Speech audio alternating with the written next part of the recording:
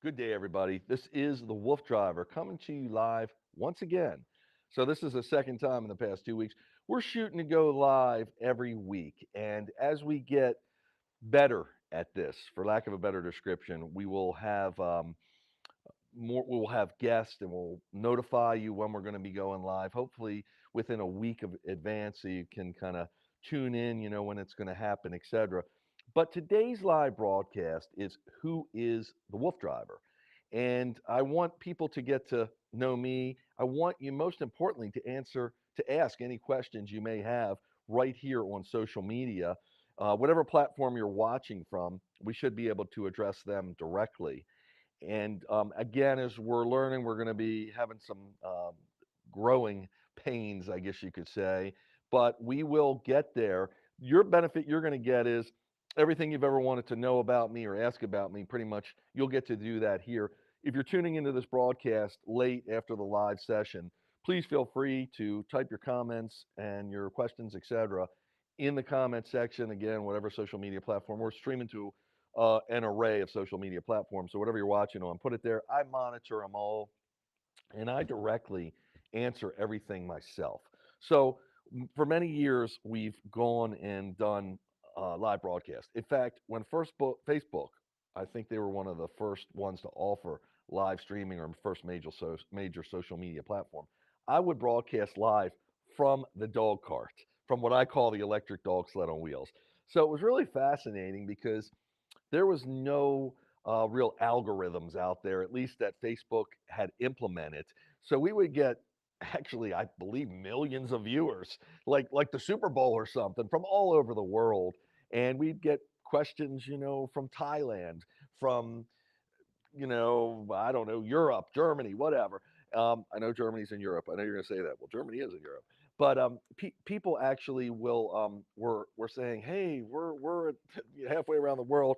We're looking in. By the way, I'm sorry. Like I said, we might have some growing pains here, and we are just now able to put TikTok. Welcome back. We're just able to implement the TikTok platform, so that's a little separate. So people on TikTok watching me, please put your comments in the comment section. I won't be able to answer them live on stream until we can implement that into part of our live streaming, hopefully in the next broadcast of my live show here, my podcast, basically. Please don't hesitate, whatever. Send questions now because behind the scenes, the people running this live broadcast will be able to relay them to me. Even if you just want to shout out, Wolf Driver will give you a shout out. But again, once again, today is Who is the Wolf Driver? So trying to base everything upon that just to give you a brief analysis and a brief description, especially people that aren't familiar with me, of who I am, what I do, and why I'm doing this. Because I know that, like, who is this guy? A lot of times I'll see on this, what he calls electric dog sled on wheels, out in the field doing what he does. And why is he in some remote location, kind of remote for where we're at least? Because I do travel the East Coast of the USA. But I'm going to start in the beginning. We do, by the way, most importantly here, have a documentary coming out. And when I say we, I'm always referring to my team. I work with a myriad of professionals from almost all aspects, all walks of life, all great and probably the best at what they do, from the video you're watching today, the live stream, to my electric dog sleds on wheels, to how we weld them together, to even where I've learned from one of the best dog trainers in the world. I mean, he was nationally ranked and did a lot. Unfortunately, he's no longer here. He's passed away. He became my good friend, and that's a story for another day. But almost everything I do, I'm working with some of the best people. So you're going to get access to what I'm doing and how I'm doing it at a really high level of explanation, accuracy, etc. So that's how I do things. So that's why I say we. Today is Who is the Wolf Driver? So you can learn more about me. Just real quickly, I started to say it. We have a documentary coming out. I've had cameras following me and people in my face, in my grill, for about almost 5 years now, filming at my home, like I said, on the road, everywhere in between, for this documentary. The documentary is really near and dear to my heart because it's got some of my previous generations of Huskies in there. One of them in particular, my four dogs who have since crossed Rainbow Bridge: Zorro, Princess, Jag, and Chase. So, and Chase passed away. I was July was a year. So, and these dogs all live full lives. Unfortunately, the biggest fault of a dog is they just don't live as long as us humans. So, there were generations before that also that are in the video, but again, that's from my perspective, just limited cameras we had back then, etc. But you'll get a whole myriad of views and meet a lot of my dogs, etc. So I have a whole another generations of dogs with me now, which we'll talk about too. So be sure to check it out. Now, it's in film festivals around the world, believe it or not. And we've actually won a few awards, and we've been nominated for some. And we're entering into the bigger film festivals. Who knows where that'll wind up? But it's a really interesting documentary. I think you'll enjoy it. So hopefully it'll be available on streaming platforms. We do, if you're in Maryland and you have the inclination, you possibly want to see. We're having a screening coming up at the Towson Cinemark Theaters. That's November the 16th at 7 p.m., I believe. It's a Saturday night. And feel free to put your name in the comments section, to contact us through, if you're on Facebook, through Messenger, if you Instagram through the Messenger application they use, etc. So I can try to get you tickets, and they would be free, by the way. So, and we're gonna have a Q&A after that. Again, who is the WoofDriver? Let's get down to business. So the WoofDriver, I I fell in love with Huskies. I'm going to go back. I'm in my mid 50s. So probably when I was 12 years old, 11 years old, I've always, like most kids, I've always been interested in wolves. And of course, a Husky looks like a wolf in many ways. But my sister, I'm the youngest of five. My sister got married at a young age, still back then. And her husband's family had a Husky. It was really big to me because I was a little kid then, of course. His name was Nanook. And I just fell in love with Nanook. And I said, whenever I get a house or a place where I can have enough land and I can have a lifestyle that can help me get a Husky, I want one. And that's just a little kid talking. I don't know if I was, like I said, 10, 12 years old, etc. So many, many moons ago, but I would always think about the Husky was always in the back of my mind.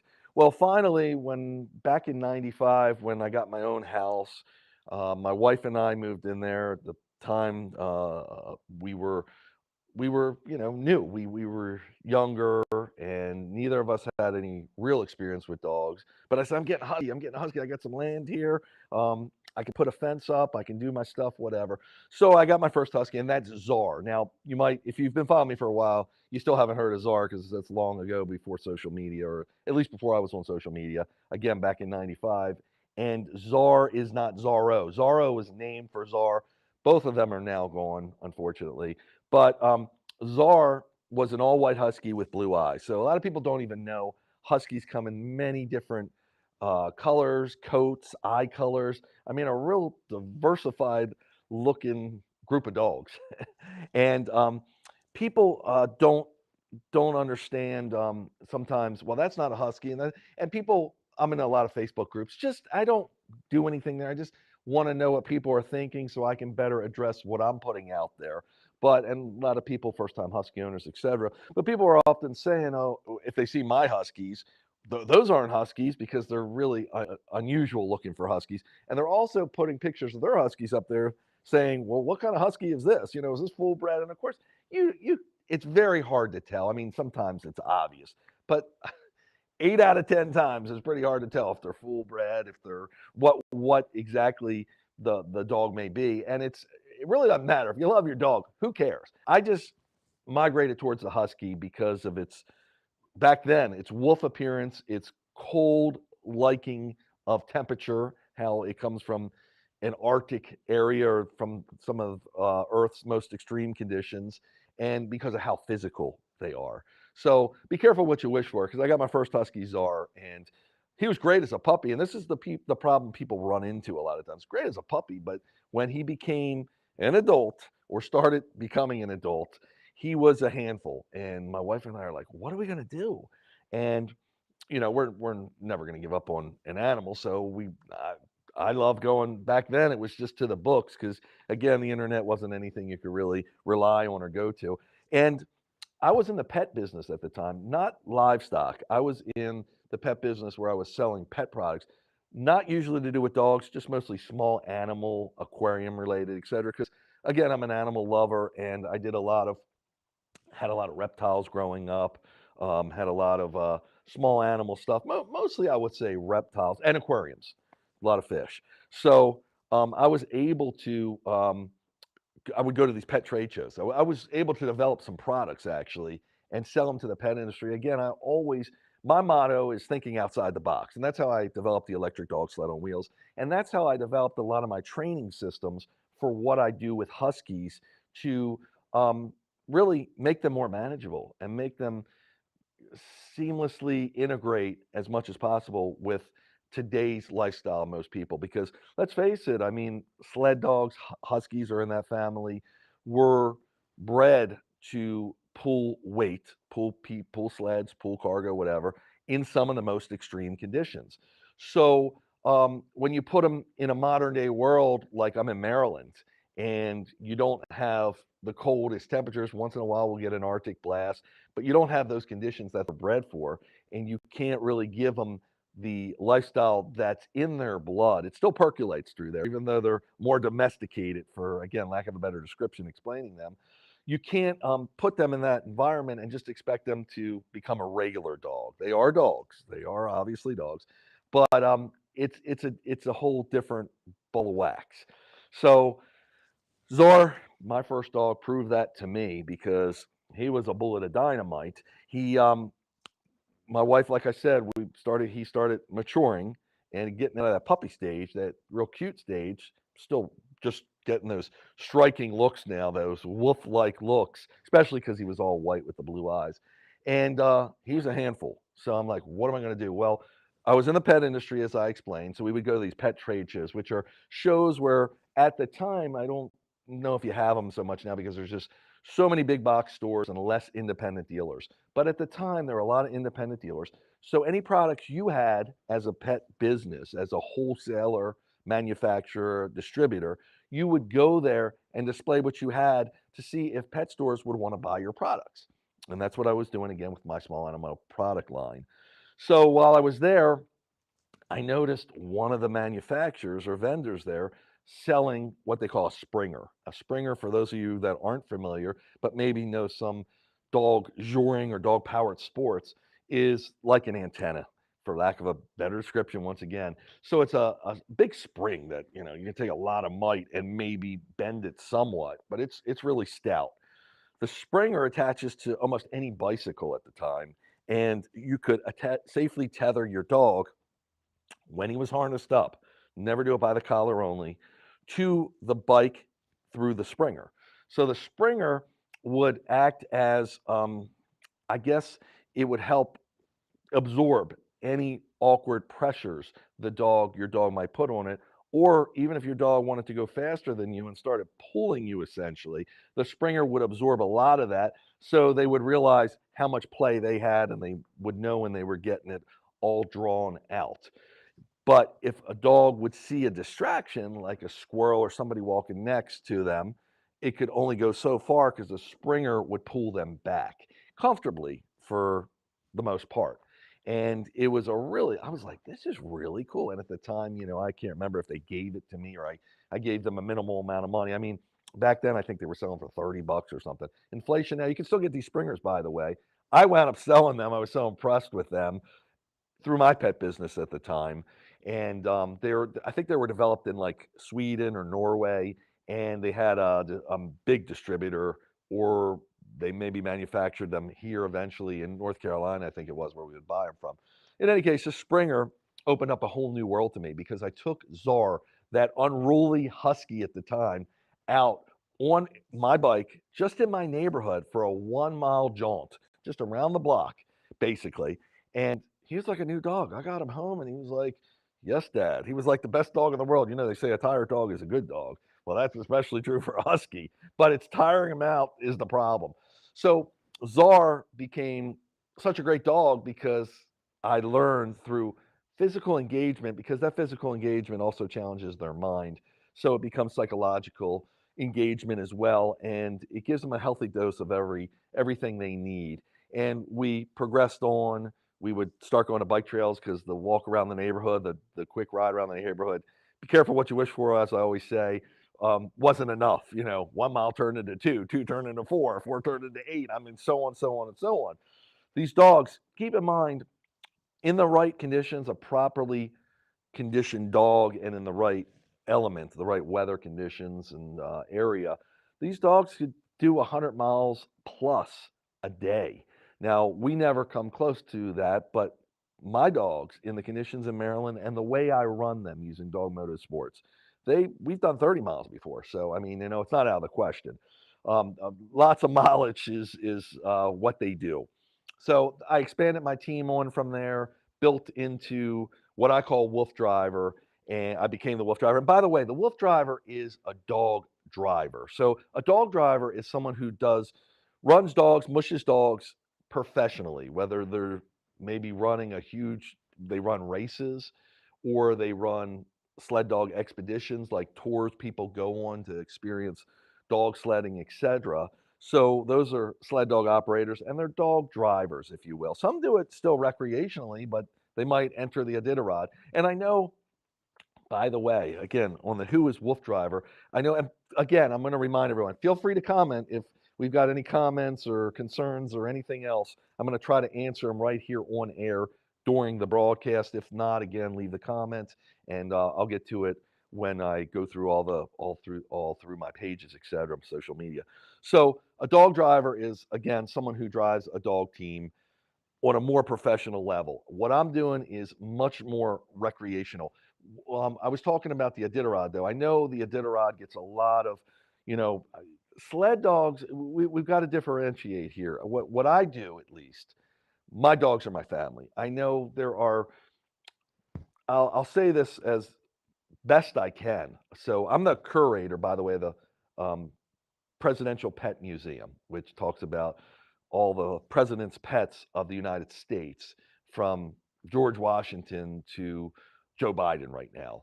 And understand, back in the day, these pets were more part of working aspects of the presidents because they would ride horses. They didn't have transportation back then, especially obviously during George Washington's days, etc. So sled dogs were part of transportation, and back in um, before, well, I'm going to talk about how the Iditarod started. It's a commemoration to the Serum Run, the Great Serum Run, where they couldn't get. There was a breakout of, and I know I'm saying this wrong, diphtheria, just a really bad disease in Nome, and they couldn't get the proper vaccines they needed, or anti toxins, whatever they needed to give the shots for the people of the village there. So they couldn't get it there because of the weather conditions, because of everything going on back then, transportation limited wise, that was so limited. So they had dog sled teams, and it was actually a relay. And if for those of you that have seen the Disney pictures, Balto and Togo were a big part of that. And it's always the great argument, who was more important, Balto or Togo? But this Iditarod is to commemorate that great run because they saved the village essentially by getting the serum there they needed to fight the disease. And it's all on a website I created as a commemoration called baltotogo.com. So um, the Iditarod commemorates that, but people back then, the dogs were part of the transportation system. So they were really not pets per se, but they were part of the working family. They needed them for the transportation.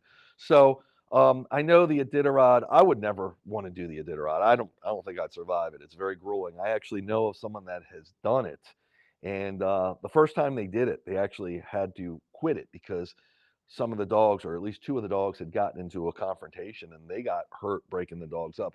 And that's not that uncommon in the husky world, by the way. They can be confrontational with each other. They're territorial, and they resource guard, and males and females. You got all different things going on. I've been through, unfortunately, my share of husky fights, and again, they could be pretty bad.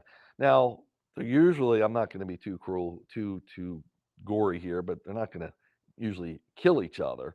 like some breeds might. But then now they might kill small animals and other small dogs, etc. But usually it's just a fight. It's usually part of the hierarchy of the wolf basically structure, wolf pack. There's a dog pack structure too, and that plays a big part. I know there's trainers out there who are going to have their own views of this, and you're welcome to it. This is the way I learn and what I know. And a lot of my learning is from hands on experience because I've been doing this for almost 30 years.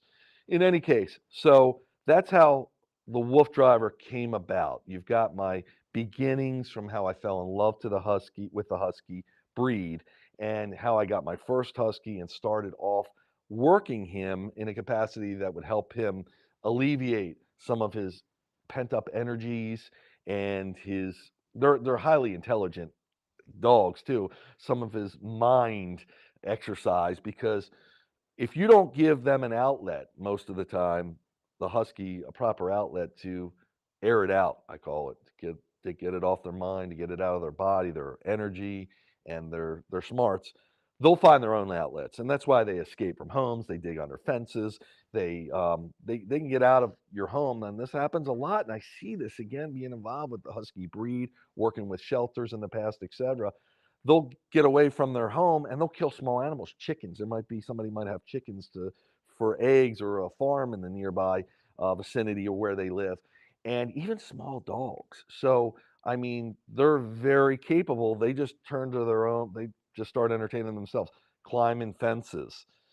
There's a whole litany of issues that can occur with a husky, and really the only way to make them the best pet, besides spaying or neutering them, which is extremely important because that helps take a little bit of that edge off of them in most cases. Besides that is to let them exercise to their heart's content in some capacity.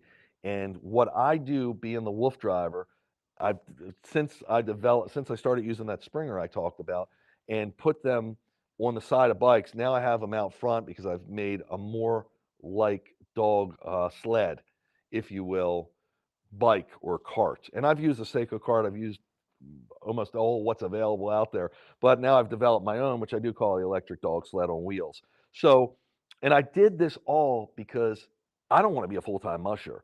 And again, I don't live in an area that would help me be a full time musher. So I developed ways of working the dogs so they can get their fill and I can do it in a reasonable amount of time and still have a working schedule, still have other aspects, social life, spend time with my family, etc.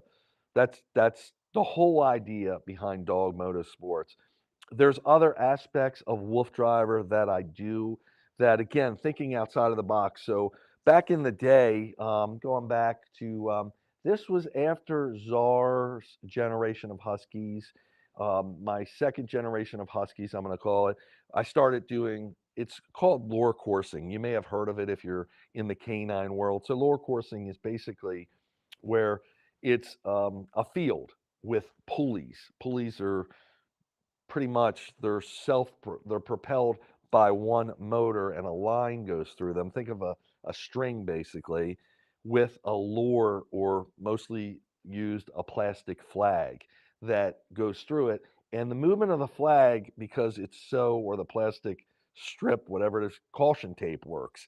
The movement of that flag on the ground resembles an animal, a small animal, etc. And because it moves so freely, it looks like that. You see that. And dogs' eyes are designed to detect movement, motion. So once they see something, they're like, "What is that?" And they usually will put their nose on the ground or in the air, start doing air scenting, and say, "Is that worth for me chasing?" etc. Dogs want to chase, or it at least help them tell what is actually there, depending how the wind's blowing, etc. So it's designed lure coursing for sight hounds because they hunt with their eyes, so like greyhounds, if you will, and most other dogs hunt with their nose. So lure coursing was designed for dogs with that keen vision, again called sight hounds, because it can travel over a 5 acre course. I mean, I can't really keep track of where it's at exactly, depending on the lay of the land, how tall the grass is, etc. And sometimes these flags will lose a little bit of their length, whether the dog grabs it, which it's not supposed to, as it goes through the pulley, it might whip around, etc. So it's hard to see sometimes as it gets out there. But I've had dogs be so interested in this.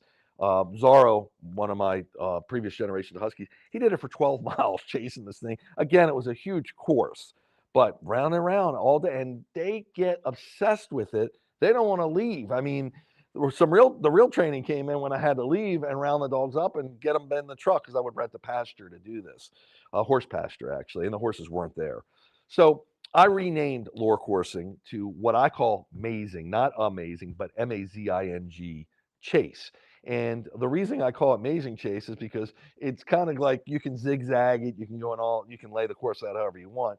But it was amazing to me, but it was kind of amazing chase that the dogs would just keep going on forever and doing this. And lure coursing is usually designed for a dog to chase it a few laps, and then they're done. They got their exercise. Especially dogs like greyhounds, they're not about endurance, so they're going to do their quick jaunt and they're going to be done. Maybe later in the day they might do more if you're out there for a day with a bunch of different dogs, but most of the time you do some laps and you're done. Excuse me. With huskies, you're never done. I mean, they're just, again, going 12 miles. So the equipment back then was mostly these battery powered machines. And when I say battery powered, I'm talking car battery powered. So I'm not talking lithium like modern technology. I'm talking big car batteries. And the longer you run those machines, the more they heat up. And the battery heats up, the machine heats up. So it's not made to go for a long time. I think I had one of the top end machines by a company called Enjoy, INJOY. And then there was somebody else making them out of California. I think I bought their machines because I couldn't get anything to last. I actually caught car batteries on fire. So we had a battery charge. We were charging the batteries as running because the dogs would never run out of energy. And me to take them to do, a couple laps, that wasn't worth it for anybody. That would just get them excited. So I caught these batteries on fire. And at that point, I said, you know what? I got to find a better way. So again, I work with a team of professionals and we came up with a design because one of my guys, my main guys, Crispy, we call him Chris P, like he's fried because he's a master electrician. So he said, you know what? An electric motor is not going to heat up near as much as these battery operated motors because the RPMs and what they're drawing and everything else. So I said, let's build it. So he got together with old man Jimmy. That's what I call him. Jim, you might have recognized him. Jim's 75 now. And he just had, by the way, for those of you that follow me, some foot surgeries, had diabetes. Fortunately, he's doing good. He's recovering. But he used to go on these dog trips, and he still helps me run my current version of this amazing chase lure coursing. But him and he's got a background in uh, landscaping, basically. And also, he took a lot of metal working classes. He worked for GE when they were building some of the motors, I think, for some of the bombers. I don't know, but he's got a whole list of his experience. So they got together and we made a machine. We made my own machines that were quite amazing. They ran on electric. We didn't develop it from the ground up. What we did was we went to another industry and used basically a pulley that you would buy at like Harbor Freight. And we redid the whole unit and it became my lure coursing amazing chase machine, and it lasted me for years. And again, I could keep it lit up, no pun intended there, for a good 4 hours or so. I had to because eventually it would overheat, not to the point where it would catch on fire. It would just cut off because it had a safety in it. And I wish the other machines with the car batteries had a safety in it. But these machines would run, and if it did overheat, I could run the other machine because the dogs don't like to stop. By the way, doing this, sometimes if you're doing it with a breed like a husky, even dogs that just other breeds, they get so into it, you might have to stop them before they overwork themselves. Of course, been working with dogs for almost 30 years. I knew what to look for. My dogs never got to that point. But for others that do, you want to keep that in the back of your mind. Two things I'll tell you that with that, I use a tub, one of these Rubbermaid, like 50-gallon vats that allow the dogs to step into them, wet their paws, excuse me, saturate, put their whole paw in the water, submerge them, and pull them back out. They stay there as long as they want it. They were right on the course. You can look back at my videos on YouTube, especially, and they would cool themselves that way because dogs sweat from their pads. I don't know if you know that. Some people do, some people don't. So it's not a truly effective sweat, but not like a human sweats their whole body. But the dogs, by submersing their pads in water, helps keep them cool or helps cool them. That's a really good way of cooling them. That's why you'll see me spraying their pads during our WoofDriver on Tour adventures where we run the East Coast on the electric dog sled on wheels because it helps cool them. So I had the pools, the vats on the course, and they would get into them and they would do their stuff. They would cool themselves down. They would watch the lure intently. It was pretty fascinating to see. And also, I would have GPS collars on them. So I knew how much each dog, because that's an individual sport. They're not connected to the sled or tethered to it. So I could monitor each one, how much exercise they were getting, et cetera. And in between, they were so intent on this stuff. In between them, what I would do is I would take them in between to cool them down on a little free ranging run around this farm where I rented the pasture. There was a little course we had made. And quarter mile, maybe a half mile course loop, and it would let them just kind of mow. They didn't want to leave the lure. They knew that machine could run. They thought it was a live animal from what they looked at. They knew it wasn't, but I mean that's what it resembled to them. It was going to come alive. But we would do that in between again, just to keep them not let them get too possessed because some dogs will get possessed with this. It's all on my website, and maybe we'll be able to devote a whole show to this in the future, but because it's so fascinating to me. That's one of the ways I think outside of the box by doing that. Real quickly, you can buy your own set. If you don't have a big yard, it doesn't matter. You can do it. They have something called fast catting, which is a part of lure coursing, which they go up and down. It's more of a single string, even though it's got a loop back on itself to set it up. It goes up and back, so the dogs can do a quick dash and come right back. So it's a company called Swift Paws, and I'm not paid to do any of this. I've just given you some of my research. They were like a shark brand. If you're familiar with the Shark Tank, they were one of the investors on there, invested in them, and I think it's a good thing. I like their pulleys the best. I get my machine from Lucky Brand Lure Coursing, I think it's called. That's a professional machine I use. Supposedly Swift Pulse makes a professional machine, but they sell the battery operated one, which is just a RC battery, basically a lithium battery that runs it. And I overheated one of those. I mean, so they're not super reliable. Again, that's why I use the. By the way, the Lucky Brand lure coursing machines now are all electric, so they're like the ones I used to build, but they are professionally built. That's lure coursing in a nutshell. So I'm just showing you here how I think outside of the box. I developed the electric dog sled on wheels, so you don't have to be a full-time musher to have huskies. I do lure coursing with them to go after their prey drive because that's all in their mind. They see it, they want to get it.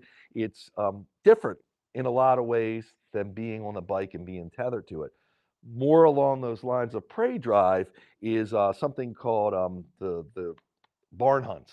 There's a couple different versions of those, but that's basically where there's a live rat inside of a PVC tube, and the rat is somebody's pet.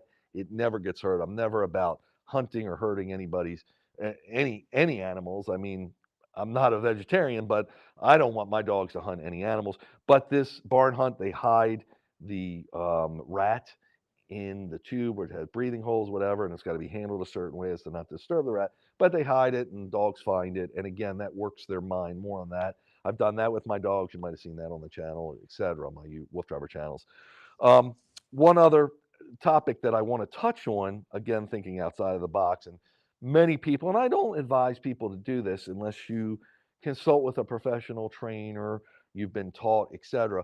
But I call it free ranging, and it's off leash with the Huskies, and it's off leash just about anywhere you can legally take your dogs off leash. So what I did was, and this I did much more with my prior generations of Huskies than I'm doing with the ones now, just because of different limitations, but I hope to get these dogs there doing it with them. But basically, I rent farms that allow me to run the dogs, do whatever I want with the dogs. So I can let them off leash. These are working farms. I have an electric ATV that the dogs follow me on, or I follow them on. I encourage them to sprint. I encourage them to enjoy all the surroundings with them and do everything they want to do. The only issue with that is because, again, Huskies, I call them not fully domesticated.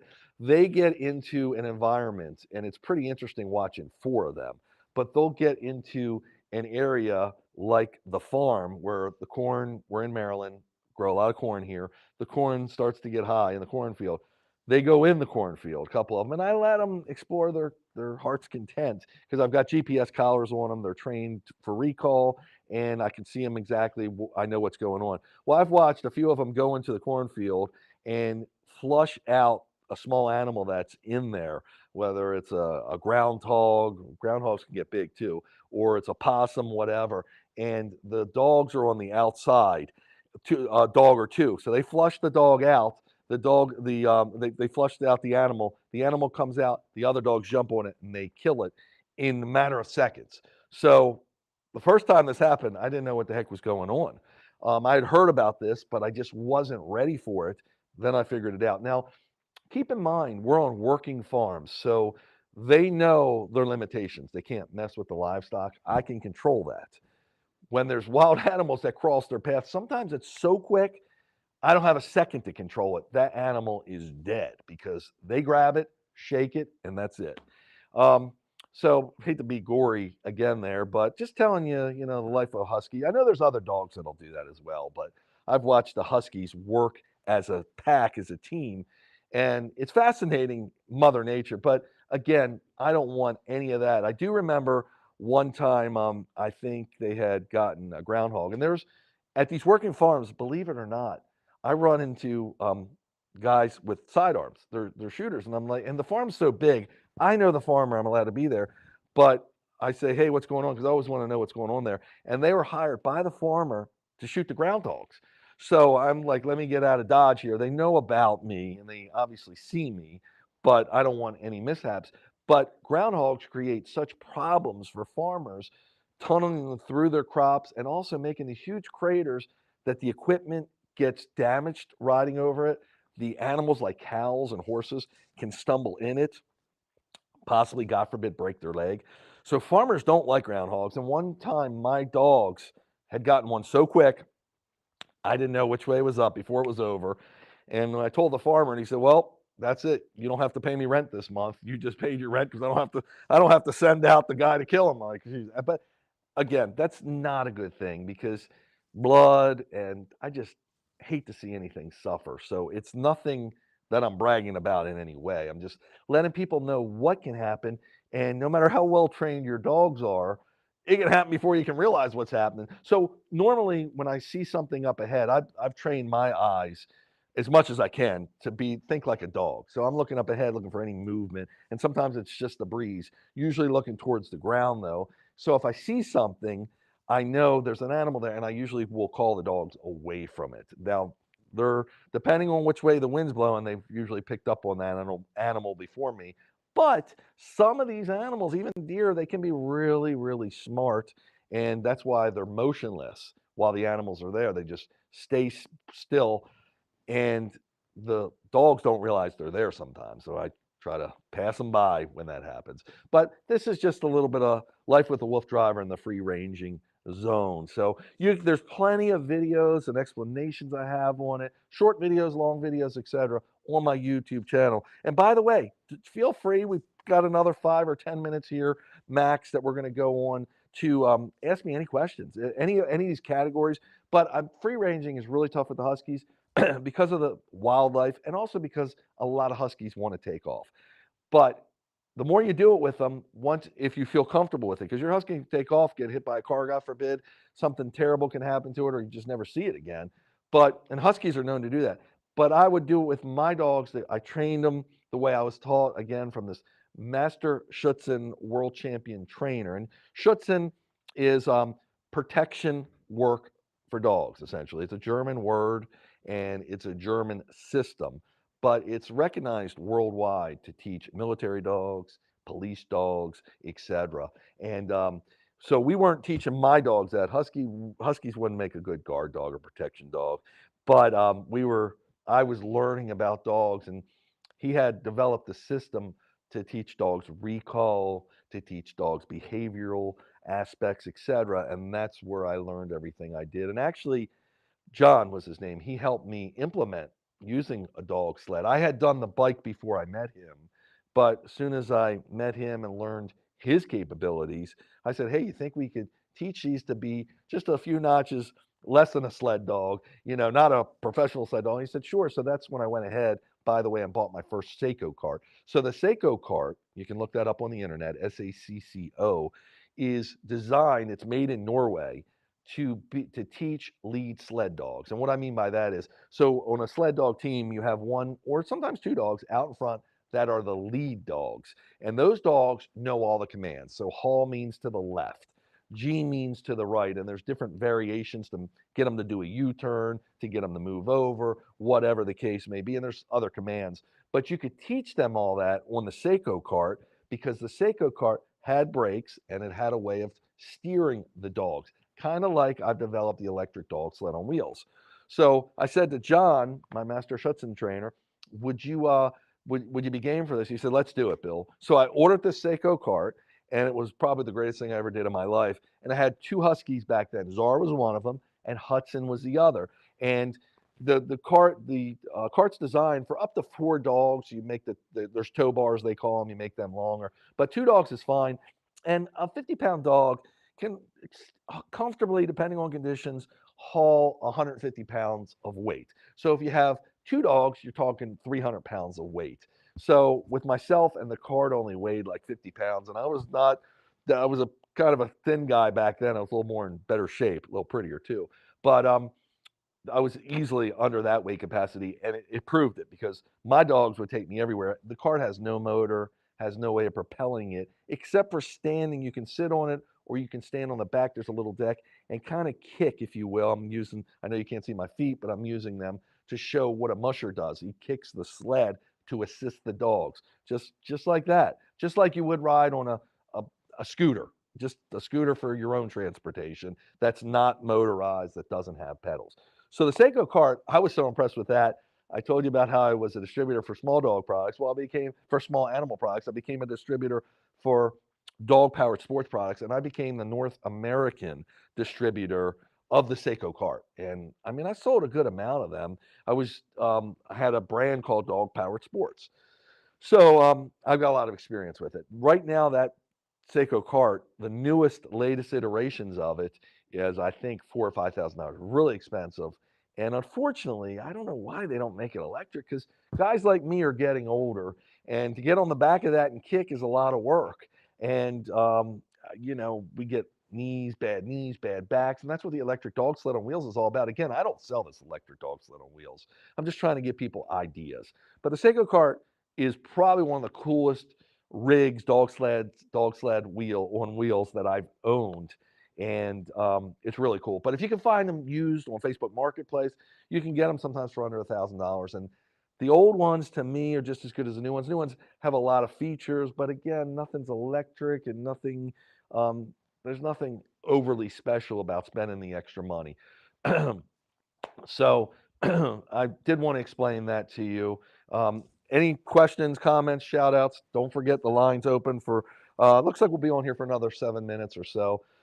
That's the WoofDriver there. So fast forward everything. I told you about three or four of the main aspects I do to think outside of the box that probably most people aren't doing, at least in the capacity or in the way I'm doing it. Not to say that I'm any more right than anybody else, just probably doing it another way. So that's what I do. But fast forward to today's world, or time, what we're living right now, is that I do this electric dog sled on wheels. That's my favorite ride with the dogs, because it really offers the dogs, the generation I have now are young enough to really pull. They've got the power. And when it's warmer, I can run it in the warmer months, year round essentially, because it's got a motor. So the dogs don't have to pull. So it becomes kind of like a glorified walk, if you will, an adventurous walk. So I can still travel like I do up and down the East Coast, looking for some spectacular scenery and views and areas I can take the dogs, just to give them more excitement, to let them sniff different wildlife in the area, hopefully without encountering it. Again, when they're on the electric dog sled on wheels, they're not going to come into contact with anything unless it comes into contact with us and hits us. And over the past 30 years of doing this, I've never had that happen. I've come some real close calls. The only time that I'm worried about something chasing us is like a bear, and I've run into a few bears. We carry the appropriate means to protect ourselves, but that doesn't always mean anything. Um, Real quick story. I think I've been really good, lucky, maybe, if you will, with bears because huskies, again, going back to how they resemble wolves, especially to wildlife. So it's been said that in regions where polar bears roam, that people will get huskies for their front yard because they resemble wolves. And polar bears, path of least resistance, they don't want a confrontation with a pack of wolves because a pack of wolves can be predatory and can possibly hunt polar bears. So people apparently have had luck keeping huskies to be a deterrent. And when I'm out on the trail, we're not going to run into polar bears in Maryland, but we can run into black bears, which we have. I believe that the huskies resemble the pack of wolves to them, so they're just going to stand clear. But I've had them watching us, especially one I'll recall back in about I'm going to say 2016 or so, probably 7, 8 years ago, on the Great Allegheny Passage, which is a trail in our local region, runs in Pennsylvania, and a lot of wilderness back there. And my co-pilot at the time, I always call the person, I always have someone with me on the trail when I do my WoofDriver on tour when I'm traveling around the East Coast running the dogs because I never know what I'm going to encounter. Black bear being one of the things I may encounter, and I never know if I'm going to have a dog issue, a mechanical issue on the bike. Someone out there with me on the trail can help assist. And believe it or not, I don't think I would have survived without my co-pilots. There's been different ones over the years, but back then there was a gentleman named Rhett, and Rhett was I loved him. He's a great guy. Unfortunately, he's passed on as well. But we're on the Great Allegheny Passage, and he's like, bear, bear, bear. And I'm like, holy cow. So we look to the left, and clearly a black bear watching us. It was pretty cool. Didn't see any cubs, so we weren't as um, alert. We were on alert, but we weren't as like concerned. So Rhett says, "Give me a second. I'm going to get out." He wanted to go up and take a picture because, you're on like a safari. You're seeing this stuff, but you don't want to get hurt by it. Obviously, the dogs actually, I should say this, alerted me. Chase back then, and he was the hunter. Always, it seems like always have one dog's always the premier hunter of the pack, and the other dogs actually cue off of that dog. So Chase started going crazy. I knew there was something up there, and that's when Rhett spotted the bear. But Rhett was able to get a quick picture of the bear, and then he's like, got it, go, go. And the bear was kind of paralleling us, but veering off to the left away from the trail. And I remember saying, "Are you in?" And he says, "Yes." And I go, and he's like, "Whoa!" He wasn't really fully in the dog cart. He wasn't sitting down yet. But back then, I was running a lot of tandem dog bikes, if you will. So that meant I could have a passenger right there with me. And back then, it was a good idea because I didn't know how the dogs would react. This was new to me, running 4 dogs in on trails that I'd never been to before, that I might come into contact with different wildlife, different people, different situations. So having someone there with me on the bike, right within an arm's length, that could grab the dog if they needed to, because the dog was still tethered to it, but it was on the side, could grab anything we needed to. It was everything was in hand reach to each other. So it was a good way of doing it. Now, I've got a couple ways of riding 2 people. There is still one of my vehicles I'm currently using called the Swing Car, which is a tandem model, which someone can ride in the back seat. That's always good also for training dogs because they're getting a view. I don't see the rear dogs when I have them on the side as much, just through the mirrors and through peripheral vision. But when someone is with me, they can look and say, "Oh, this dog's doing this dog's doing that." And if they're new dogs to what we're doing, it's a real good way of keeping an eye on them, making sure they're doing the right thing.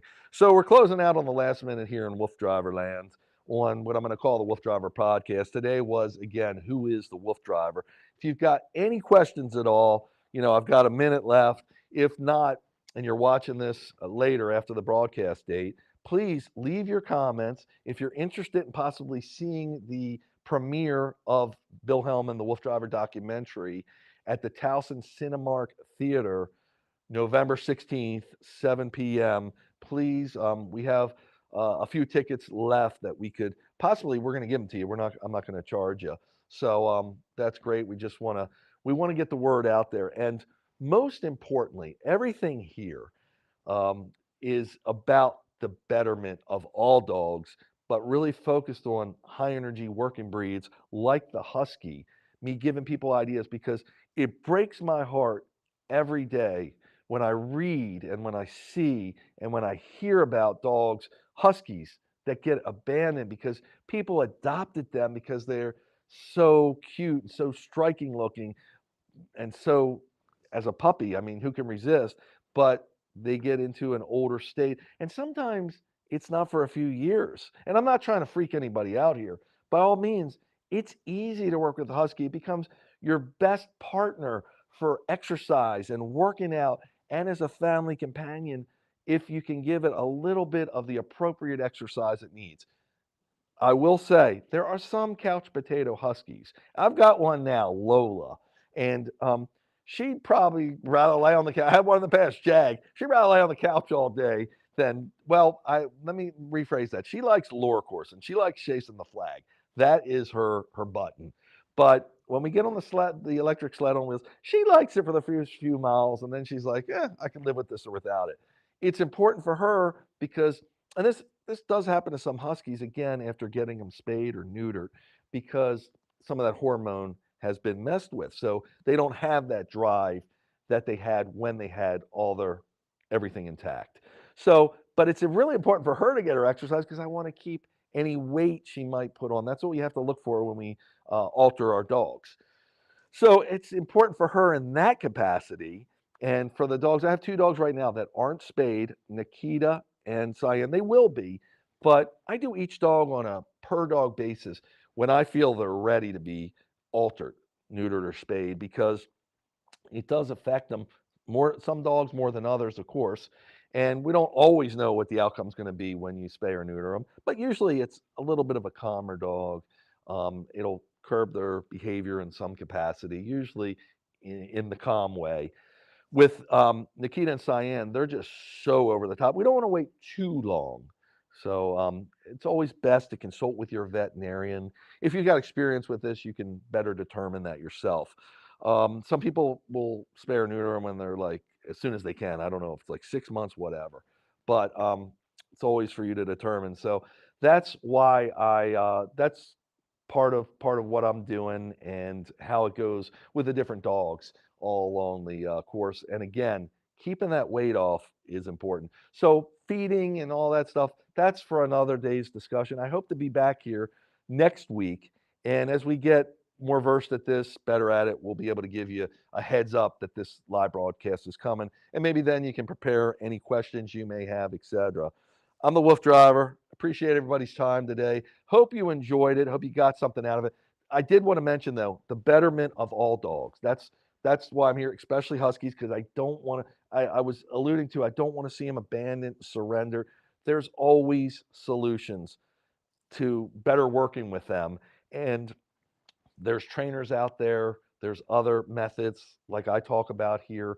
So sometimes you got to search, but I didn't want to discourage anyone from getting that breed. I just want you to know what you're in for so you can better prepare for it and be sure your lifestyle is about it. What I did was saying about sometimes being lazy Huskies, there are them out there, but we still got to provide them with an outlet to exercise so they maintain a healthy lifestyle. Wolf Driver here, signing off. Hope everybody has a wonderful day, good week, and to all the people affected by the hurricane and all the bad climate we have, we're sending our best here from Wolf Driver Land. I know someone that was directly in the zone, and it's gut wrenching. So I hope I'm sending prayers and thoughts and everything else here from Wolf Driver Land. Wolf Driver signing off. See you on our next broadcast. Thank you.